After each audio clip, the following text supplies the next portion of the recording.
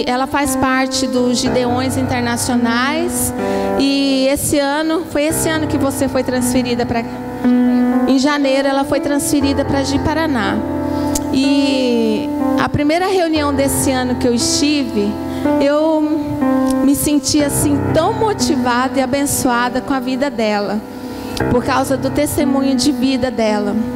E ela, o André e o irmão Osmar, essa família tem nos abençoado. E eu comentei com a minha pastora, o pastor Josias, e falei assim: pastor, eu gostaria muito que ela compartilhasse conosco o testemunho de vida dela, né? O milagre que Deus fez. E hoje ela está aqui conosco. Isso é uma bênção para nós, viu? Amém? Vamos orar então? Estenda suas mãos para cá. Vamos agradecer. Senhor Jesus, nessa noite, Pai, quero agradecer ao Senhor por essa família, pela vida da irmã Esther, pela vida do André e o irmão Osmar. Obrigado porque o Senhor trouxe eles até aqui, o Senhor preparou tudo. Que a irmã Esther, essa noite, possa ser canal de bênção em nossas vidas. Que o Senhor possa usar ela de forma sobrenatural para nos abençoar e transmitir a palavra do Senhor. Obrigado porque o Senhor tem usado ela, Pai. Todos os lugares aonde ela passa, ela tem testificado, testemunhado daquilo que o Senhor pode fazer. Muito obrigado mesmo, Senhor. Te agradecemos em nome de Jesus. Amém. Amém. Fica à vontade, Sé.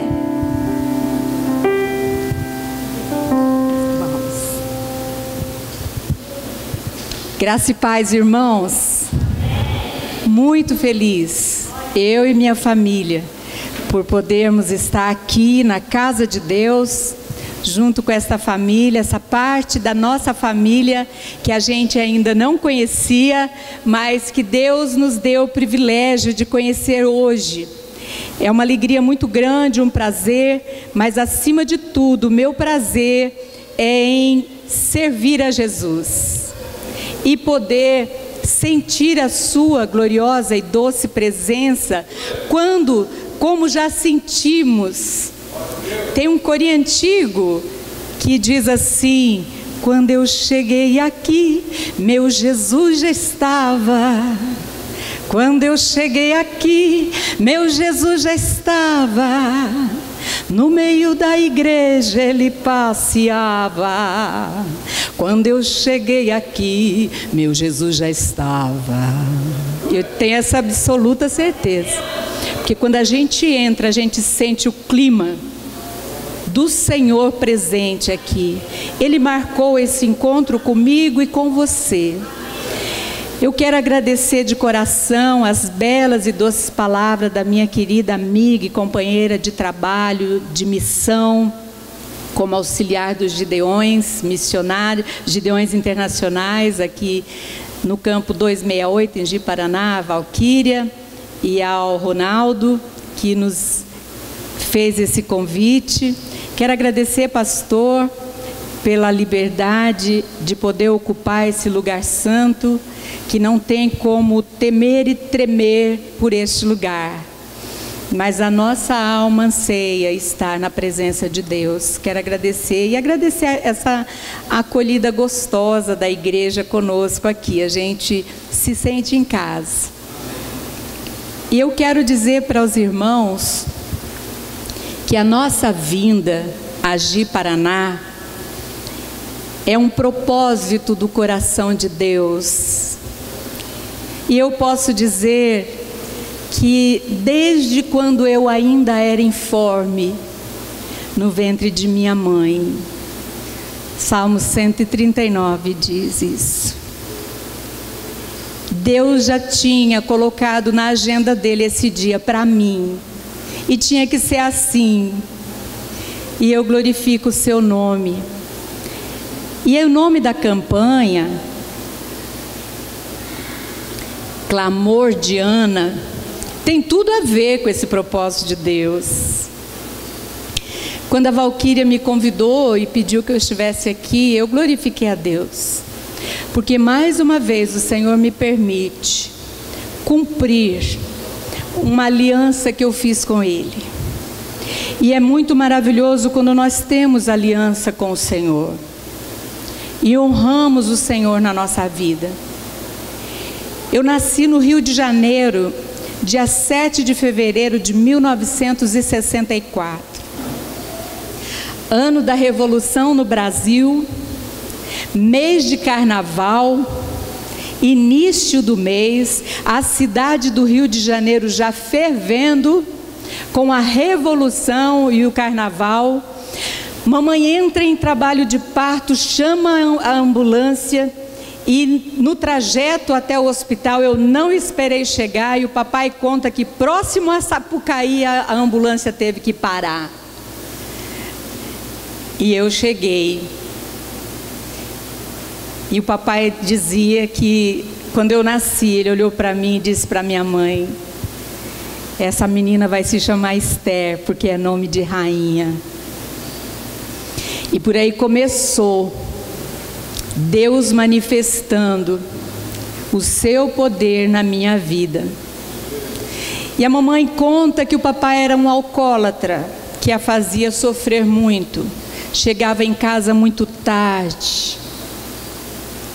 E certa vez eles foram morar ao lado, vizinhos de uma senhora já de idade, membro da Igreja Congregacional do Brasil.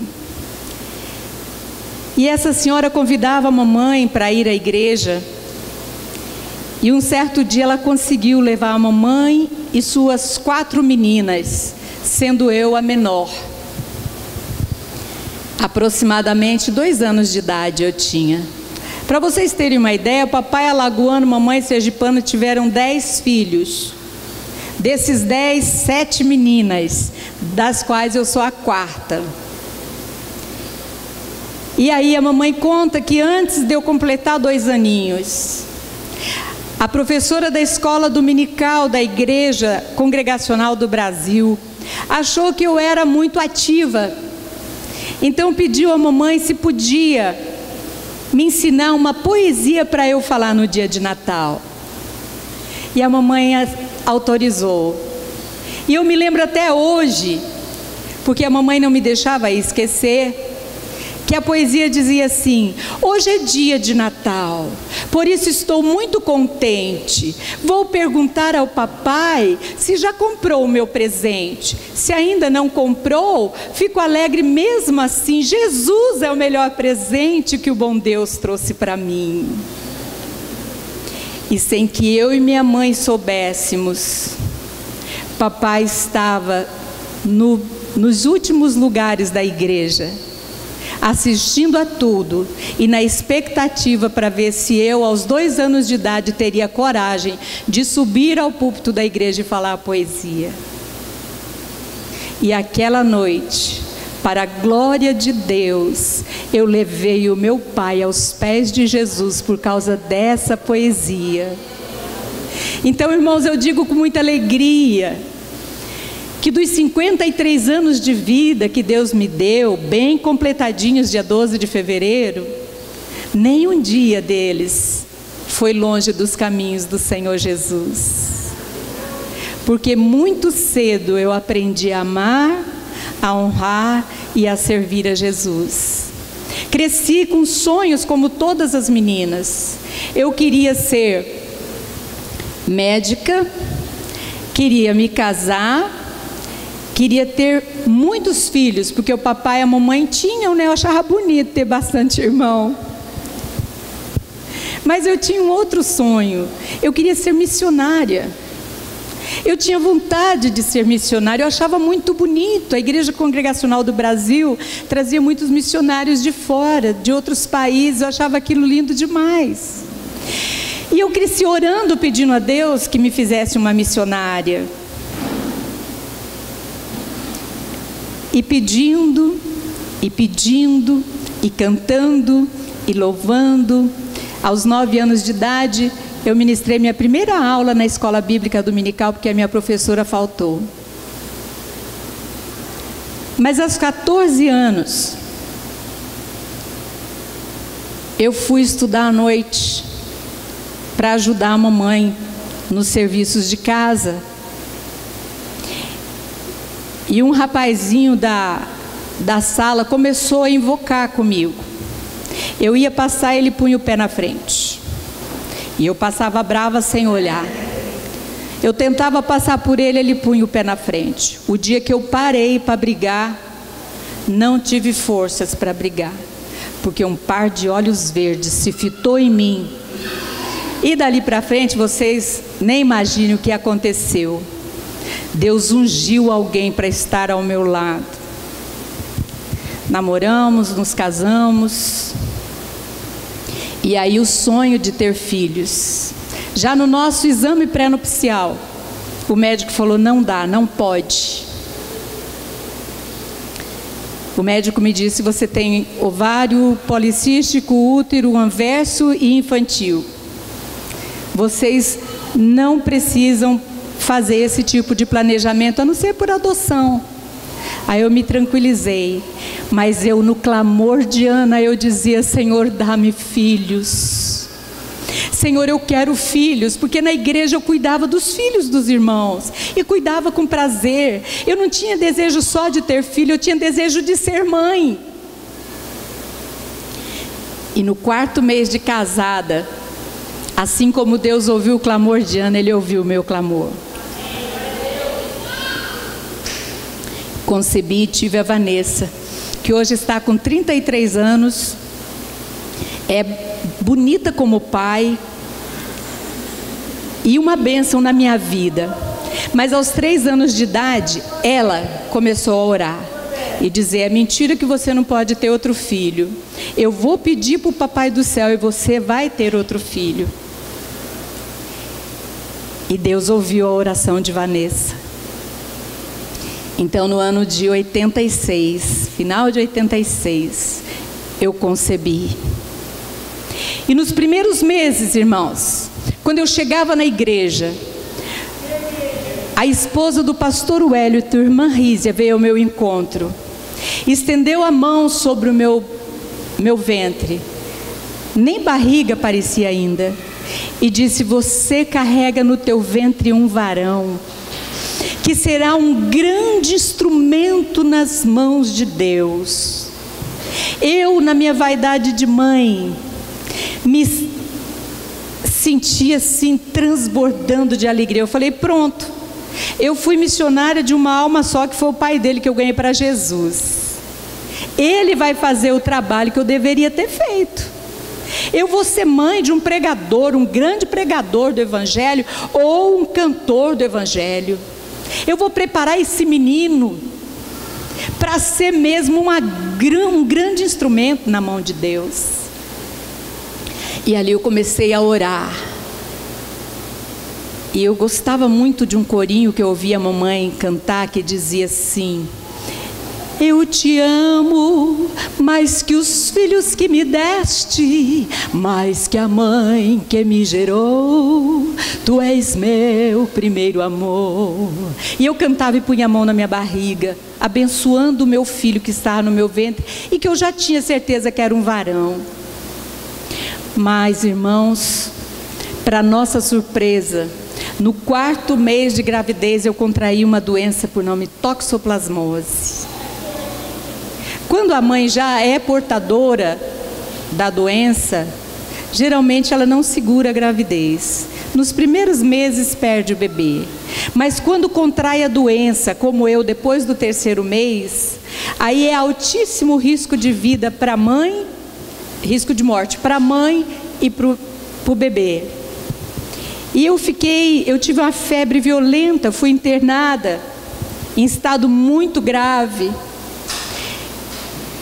E quando eu me recobrei de um momento de sedação por causa daquela febre, meu esposo estava na cabeceira da cama do hospital. Então me informou que o médico havia feito a proposta de matarmos o nosso bebê, de abortarmos o nosso bebê. E aquele médico dizia que se nós levássemos em frente aquela gravidez, aquela criança nasceria deformada, poderia nascer faltando órgãos e não sobreviveria.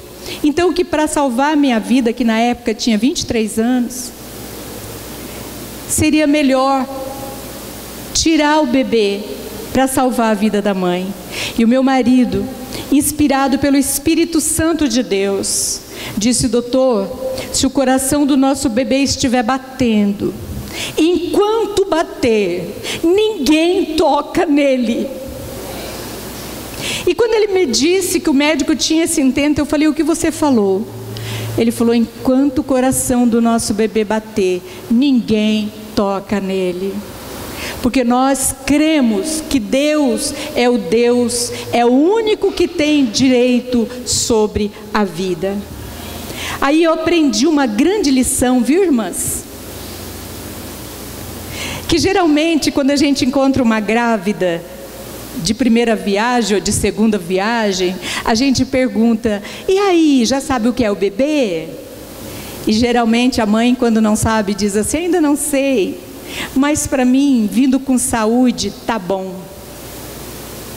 Naquele momento eu aprendi que com saúde ou sem saúde tem que estar bom, porque a vontade de Deus é soberana. Eu sabia, eu tinha convicção que eu tinha um bebê homem, que era o sonho da minha família. E aquele médico não quis continuar o meu pré-natal. E eu fui para o estado do Paraná, e lá continuei minha gravidez, e encontrei um médico abençoado, que nos cuidou até o 9º mês, e para a glória de Deus, no 9º mês, nasceu essa joia preciosa, que vocês estão vendo aqui.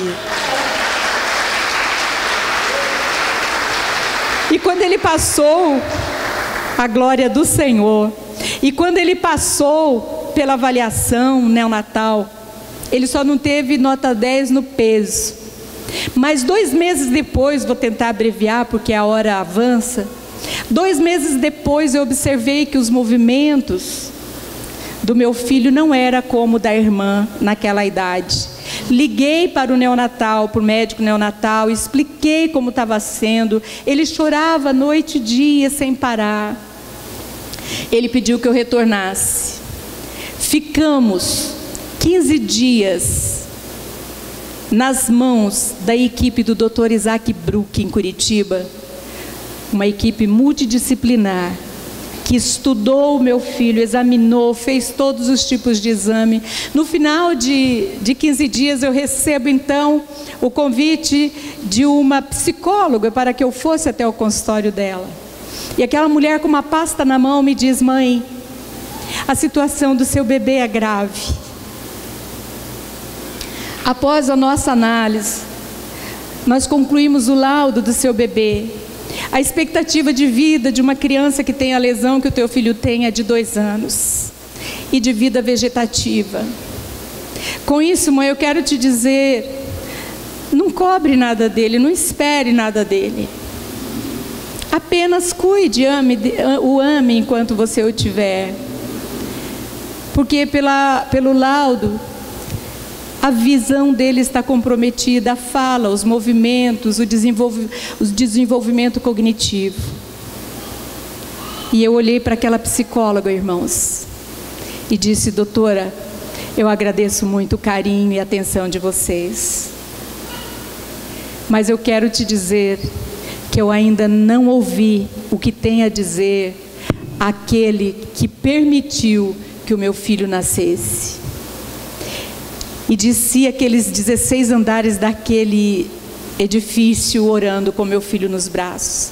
Quando eu cheguei na calçada, eu olhei para o céu e levantei meu filho e falei: Senhor, aqui estamos eu e meu filho. Eu ainda creio na promessa que ele vai ser um grande instrumento nas suas mãos. Eu ainda creio que tu és o Deus da vida. Então eu quero te fazer um pedido. Permita só a vida a ele. Eu não sei como vai ser daqui para frente, mas eu quero fazer um compromisso com o Senhor. Dê vida a ele. E aonde eu for daqui para frente, aonde eu pisar os meus pés pela primeira vez, eu vou louvar o teu nome, vou testificar que o Senhor é o Deus da vida. Me comprometo também a amá-lo e cuidá-lo com todas as minhas forças, mas por favor não tire o meu filho de mim. E eu fui para casa com aquele laudo. Cheguei, compartilhei com meu esposo e passamos então a viver uma batalha, porque um pastor me encontrou e disse: quer a vitória, irmã? Agradeça. E eu cheguei em casa e falei para o meu marido. Ele falou: é fácil ele falar isso para você, porque possivelmente ele não tem um filho com o prognóstico que o nosso tem. E no dia que nós, de joelhos aos pés da nossa cama, juntos de mão dadas, começamos a agradecer a Deus pela vida do nosso filho, Deus começou uma grande obra na vida dele. Poucos dias depois nós ganhamos o primeiro sorriso desses lábios. E de lá para cá, para encurtar, eu quero dizer para vocês que o laudo que dizia que ele não falava foi contrariado, porque ele fala e glorifica a Deus. O laudo que dizia que ele não enxergaria foi contrariado, porque ele vê e muito bem, para a glória de Deus. O laudo que dizia que ele não poderia ter movimentos e nem desenvolvimento físico foi contrariado, porque ele tem seus movimentos, ele come com a mão dele, sobe e desce da cadeira. E sabe como Deus fez do meu filho grande instrumento em suas mãos, irmãos? Através desse sorriso, que é com esse sorriso que ele diz que dá para ser feliz acima das circunstâncias. Talvez você tenha trazido aqui pedidos de oração que tem lhe causado, quem sabe, até depressão, por causa de um capricho seu. Mas o André não tem capricho. O capricho dele, irmãos, é esse sorriso. Nós não lembramos qual a última vez que vimos o André chorar, a não ser na presença de Deus, quando nós damos os testemunhos e louvamos ao Senhor. E sabe qual é a esperança que nós alimentamos a cada dia, quando olhamos nesse sorriso e nesse olhar de alegria? Que o Deus que operou na vida dele até hoje, pode sim tirá-lo da cadeira de rodas. Mas se não for essa a vontade desse Deus, quando ele buscar a sua igreja, a minha Bíblia, a tua Bíblia me garante que eu, ele e você, quando formos encontrar com o Senhor na glória, nós vamos receber um corpo glorioso, sem defeito, porque nós seremos como o Senhor é, e para sempre o adoraremos. E sabe, irmãos, outra experiência gloriosa que nós tivemos, certo dia eu fui dar o testemunho a um grupo de umas 400 mulheres no Dia Internacional da Mulher, lá em Jaru. Quando terminamos, as mulheres queriam tirar fotografia com o André, queriam conhecê-lo, queriam falar com ele, e fez uma fila, e eu fiquei até um pouco constrangida. Mas de repente, quando saiu todo mundo, eu vi que estava uma jovem sentada no primeiro banco, de cabeça baixa. E ela se levantou, olhou para mim e falou: acabaram as pessoas? Eu falei: pelo jeito sim. Ela falou: então é a minha vez de falar com a senhora. A senhora hoje veio aqui só por minha causa. Foi por causa de mim que a senhora veio. Hoje é segunda-feira. O meu aborto estava agendado para quinta-feira. Estava. Sou solteira, estou grávida de 3 meses e o meu namorado já pagou tudo, já está tudo certo para o médico me atender quinta-feira. Mas hoje eu cheguei à conclusão que não vale a pena matar. Para mim, irmãos, aquela alma basta, porque ela vale mais que o mundo inteiro. Então, por onde nós vamos, nós levamos o nosso testemunho e falamos o quanto Deus é maravilhoso e pode operar em nossas vidas. E eu tomo para mim o que diz o Salmo 30: exaltar-te-ei, ó Senhor, porque tu me exaltaste e não deixaste que os meus inimigos se alegrassem sobre mim. Senhor meu Deus, clamei a ti e tu me saraste. Fizeste subir a minha alma da sepultura, conservaste minha vida para que não descesse ao abismo. Cantai ao Senhor, vós que sois os seus santos, e celebrai a memória da sua santidade. Como é gostoso, irmãos, louvar a Deus. Como é gostoso, irmãos, servir ao Senhor, né, André? Então nós vamos louvar o Senhor com o hino preferido do André. Escuta, escuta, ele fala: é o maior amor do mundo. Então sempre que a gente louva a Deus, né, André? O André se emociona, porque acredito quanto ele é grato a Deus pela vida. E eu quero dizer para vocês que o menino que teria uma expectativa de vida de 2 anos, de vida vegetativa, dia 13 de junho desse mês agora, esse é o nosso mês, ele, para a glória de Deus, completou 30 anos. E glorifica ao Senhor com esse sorriso, né, André? O número 5 do CD azul, irmão.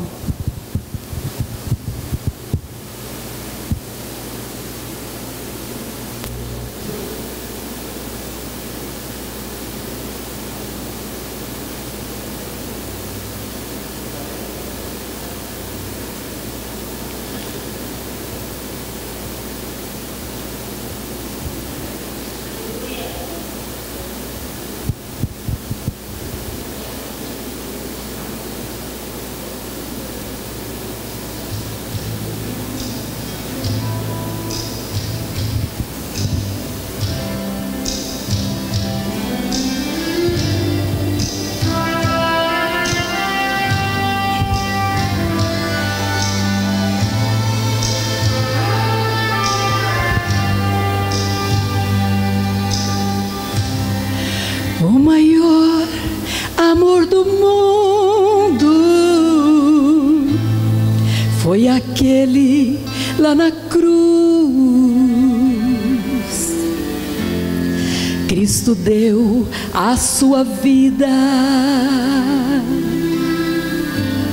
para que eu pudesse ser feliz. Sua morte foi minha vida, sua vida, o meu céu. O meu céu é Jesus Cristo, doce voz como de mel, é muito sublime e elevado. Este é o nome do Deus amado, desceu do céu e foi ferido, levou consigo o meu castigo, foi desprezado e o mais indigno é, e entre os homens era o pior. Todo pecado levou nas costas, vindo de lá esta resposta: maravilhoso e conselheiro, o Pai eterno, nosso Deus forte, o nosso príncipe, a salvação, a nota mais linda de uma canção. Conselheiro, o Pai eterno, o nosso Deus forte, o nosso príncipe da paz, a salvação, a nota mais linda. Um menino nos nasceu, Jesus, a maior revelação do amor.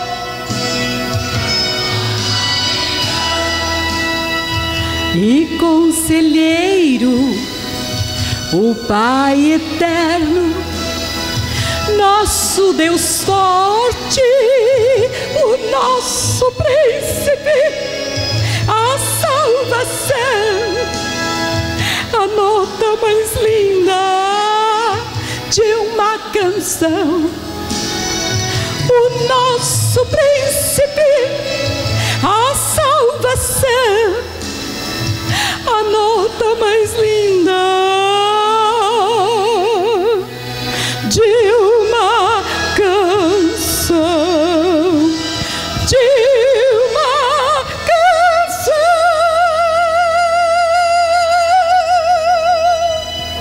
Aleluia!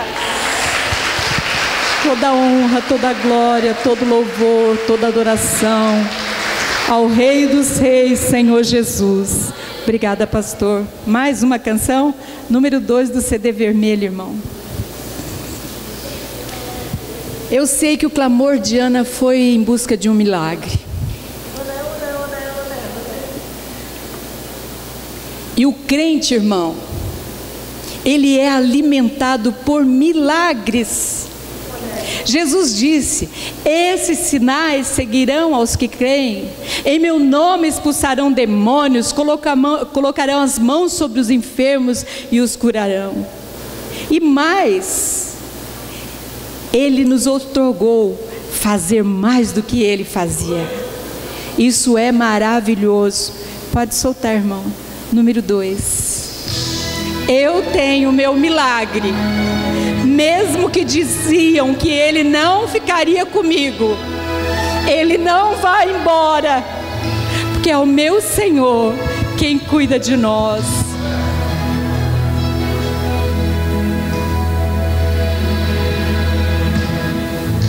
Em meio aos problemas haverá um milagre. Em meio aos escombros um facho de luz. Milagre da vida, nele respiro. Me movo e existo em Cristo Jesus. Me movo e existo em Cristo Jesus. Milagre bateu na minha porta, sei que não vai embora. Foi Deus quem mandou você pra mim. Deu ordens aos seus anjos a meu respeito. Já não há desespero, estou no colo de Deus.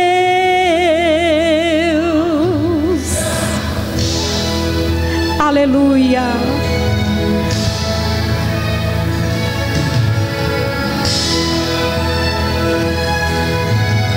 Obrigada, Jesus.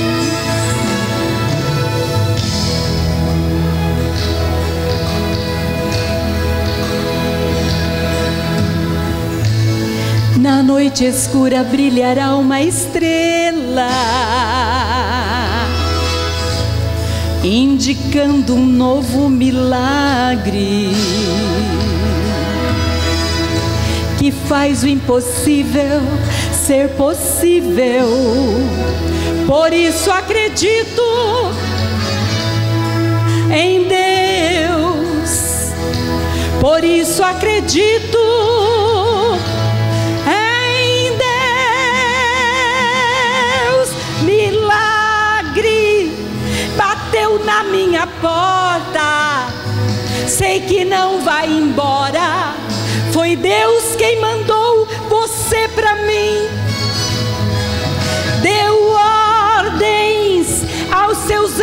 a meu respeito, já não há desespero, estou no colo de Deus. Milagre,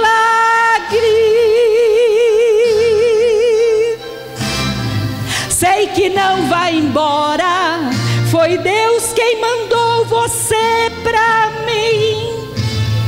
Deu ordens aos seus anjos a meu respeito, já não há desespero, estou no colo de Deus. Oh, milagre, oh, sei que não vai embora, foi Deus quem mandou você pra mim. Deu ordens aos seus anjos a meu respeito, já não há desespero, estou no colo de Deus. Milagre bateu na minha porta, sei que não vai embora, foi Deus quem mandou você pra mim. Deu ordens aos seus anjos a meu respeito, já não há desespero, estou no colo de Deus. Estou no colo de Deus. Estou no colo de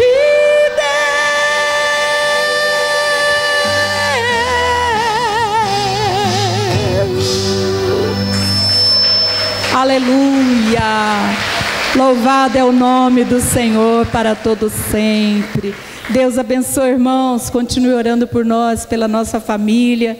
A nossa estada nas cidades por onde passamos é no máximo 2 anos, mas eu tenho certeza que aqui em Ji-Paraná, Deus já fez cumprir o seu propósito na minha vida. E a Igreja Missionária Unida do Brasil fez parte desse propósito. Obrigada, pastor. Deus abençoe.